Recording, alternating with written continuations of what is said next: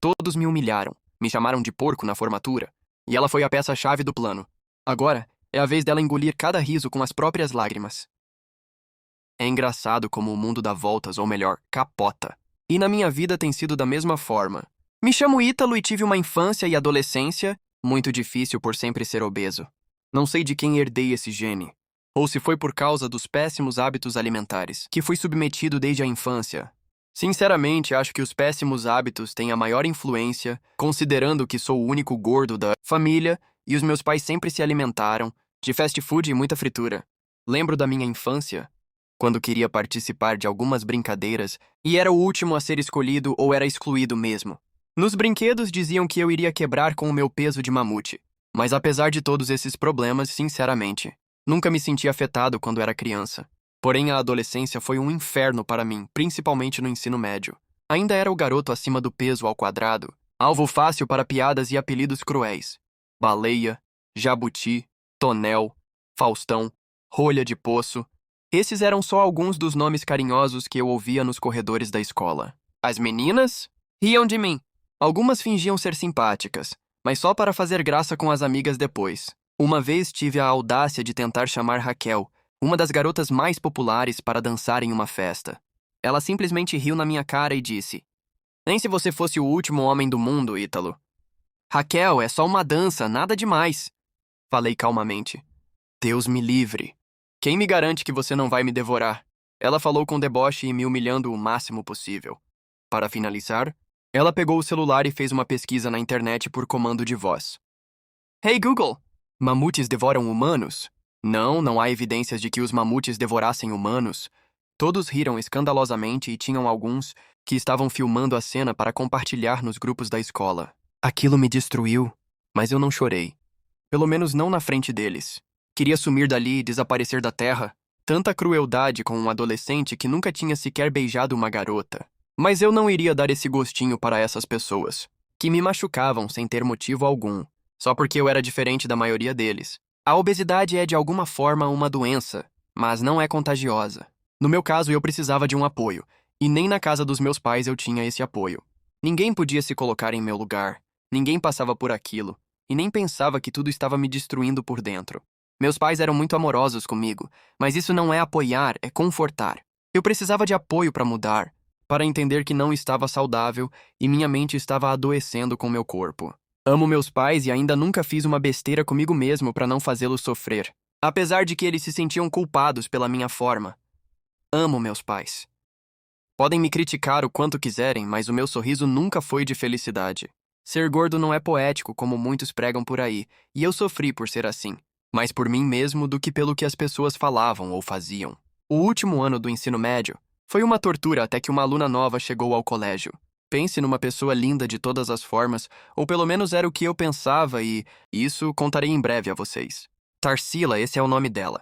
Sua mãe é professora de arte e seu pai um engenheiro civil que estava responsável por uma obra grande na cidade, motivo pelo qual tiveram que se mudar. Ela entrou no colégio no final da primeira unidade e tinha algumas pendências nos assuntos. Desse modo, foi aconselhada a me procurar, pois eu sempre fui organizado com os apontamentos e talvez os professores tenham notado que eu precisava conversar com alguém, ter algum amigo. Tarsila me procurou e foi extremamente gentil comigo, sem olhares me condenando, sem qualquer tipo de comentário que poderia me deixar mal.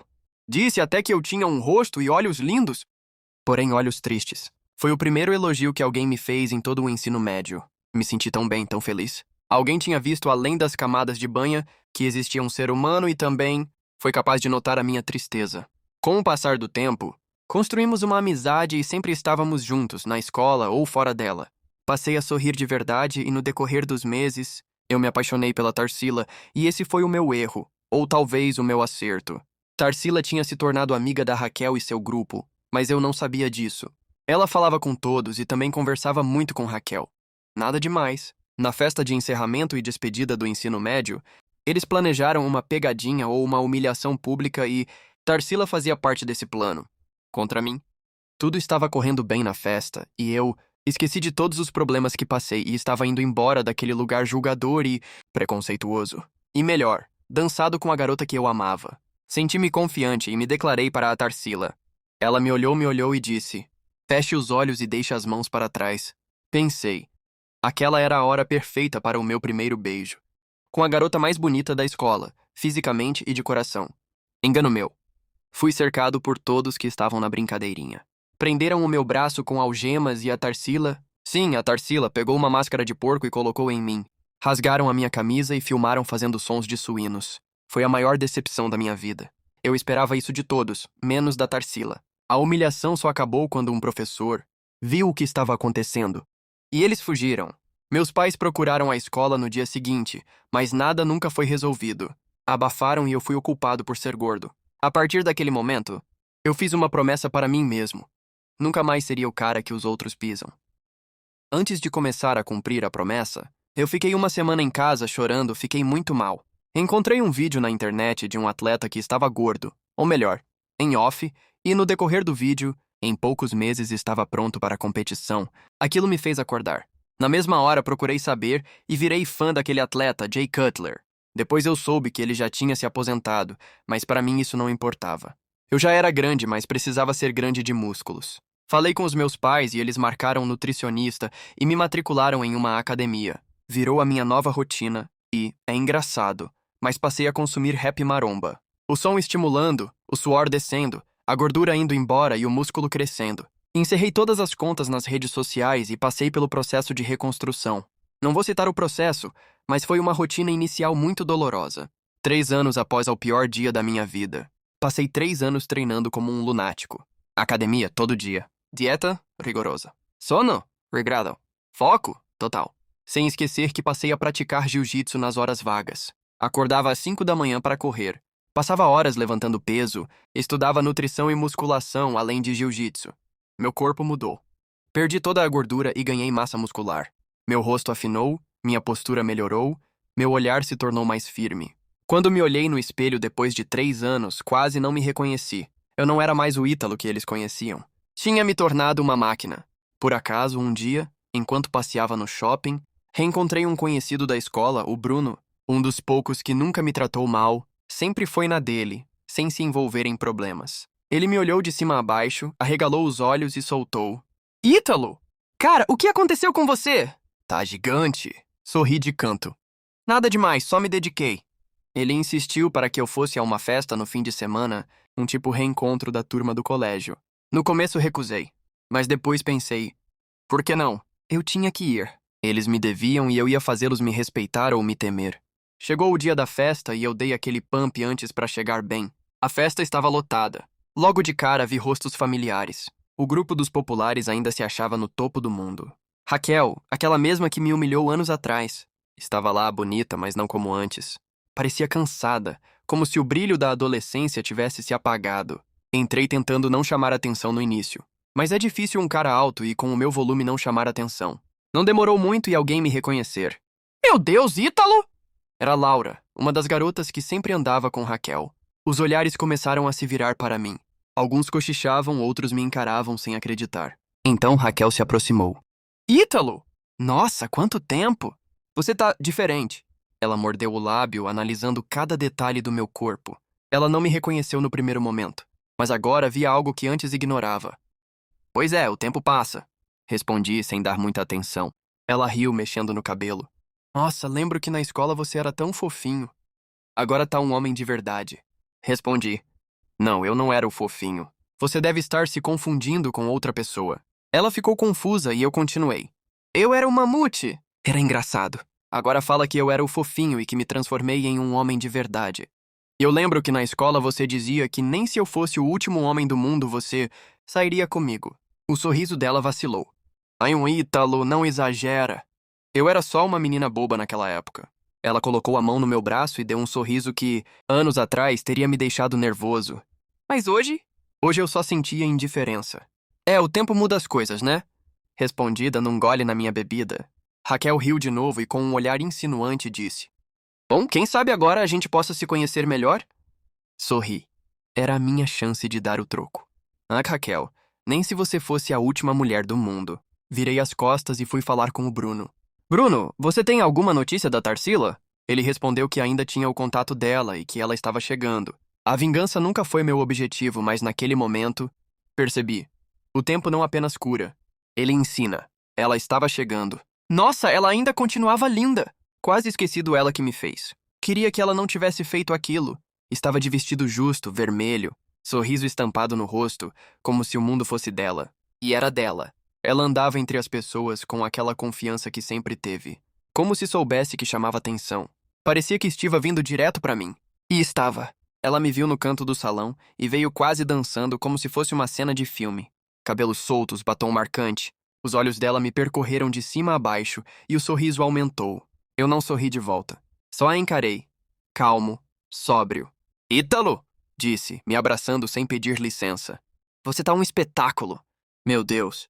O que aconteceu com você? Fingi surpresa, mas mantive o tom baixo.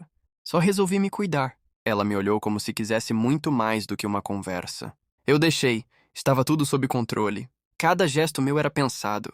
Cada palavra medida. Nunca imaginei te ver assim, ela continuou, encostando no meu ombro como se fosse íntima. De verdade, tô chocada. Você está bem demais. Tá diferente, tá? Irresistível. Respondi. Ah, Tarsila. Irresistível. A palavra saiu fácil demais da sua boca. Lembrei quando anos atrás ela, juntos com os outros, me chamaram de porco nojento. A vida muda, respondi, me aproximando só o suficiente para ela pensar que estava vencendo. Ela riu. Jogou o cabelo pro lado. As luzes da festa davam a ela o brilho perfeito para a cena que eu havia imaginado 1000 vezes. Só que agora era real. E aí, vai me deixar te pagar uma bebida? Ela perguntou com aquele olhar malicioso de quem acha que está no comando. Claro, aceitei, com um sorriso leve. Mas depois eu escolho o lugar, pode ser? Ela mordeu o lábio inferior. Estava caindo. Caindo direitinho. A noite é sua. Me leva para onde quiser, respondeu ela. Sorri por dentro e continuei. Mas o verdadeiro clímax ainda estava por vir. E ela, coitada, nem imaginava o gosto do próprio veneno.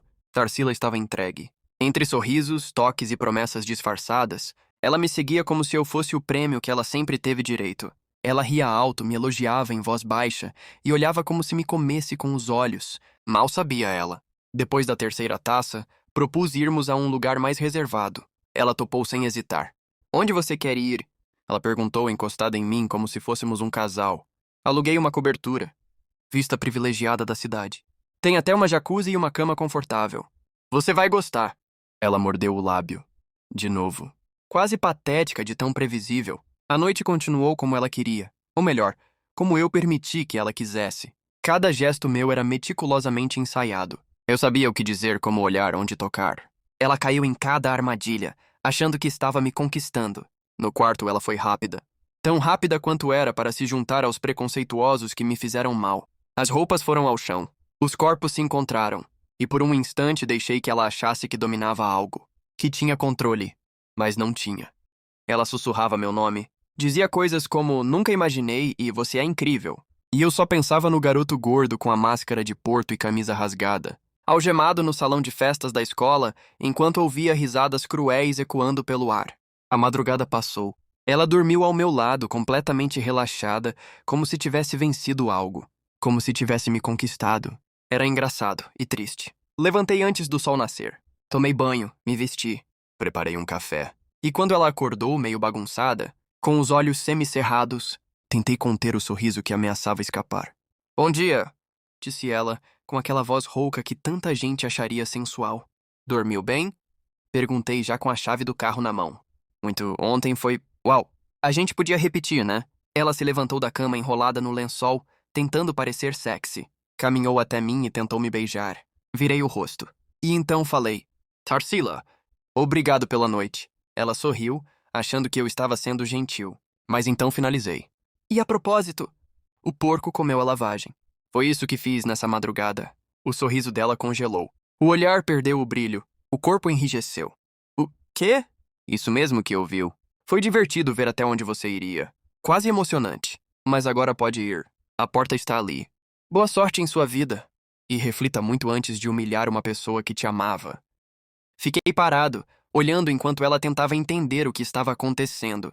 Aos poucos, a expressão de prazer virou perplexidade. Depois vergonha. E por fim raiva. Mas eu já não estava mais ali. Por dentro, eu já tinha ido embora. Ela saiu, silenciosa. E eu... Bom, eu me servi de um café, frio como o que sentia por ela. Já se passaram algumas semanas. A vida voltou à sua programação normal. Mas tem uma coisa que ninguém vê: o silêncio. O silêncio depois da tempestade. Eu pensei que sentiria algo maior, uma descarga de satisfação, um prazer genuíno ao vê-la destruída por dentro, confusa, machucada, sozinha. E senti sim, por alguns instantes, talvez até por 1 ou 2 dias. Mas depois, só silêncio. Não é arrependimento. Longe disso. Eu faria tudo de novo. Cada passo, cada palavra. Mas a verdade é que, depois de tudo, percebi que ela nunca foi o problema. Ela só foi o gatilho. O verdadeiro veneno era o que ela representava. A humilhação, o riso ecoando nos corredores, as piadas sobre meu corpo. Ela foi só o rosto mais visível daquilo tudo. Quando dei a última palavra naquela manhã, eu achava que aquilo encerrava um ciclo. Mas descobri que feridas profundas não se fecham com vingança, só com aceitação. E isso é mais difícil. Hoje eu não sinto ódio. Não sinto amor nem pena. Sinto algo que nem sei nomear. Talvez seja poder. Ou talvez seja um vazio cheio demais. Ela nunca mais me procurou. E nem precisava. Ela entendeu, doeu. E isso basta. Agora, quando me olho no espelho, vejo um homem que sobreviveu, que se reconstruiu. Mas o menino de antes ainda mora aqui dentro, quieto, observando. E ele aprendeu uma lição que ninguém nunca ensinou. Vingança não cura, só dá um gosto. Como lavagem pro porco. E dessa vez, o porco comeu com gosto. Obrigado a todos que acompanharam a minha história até o final. Comente, deixe a sua opinião, curta e siga o canal. Até a próxima!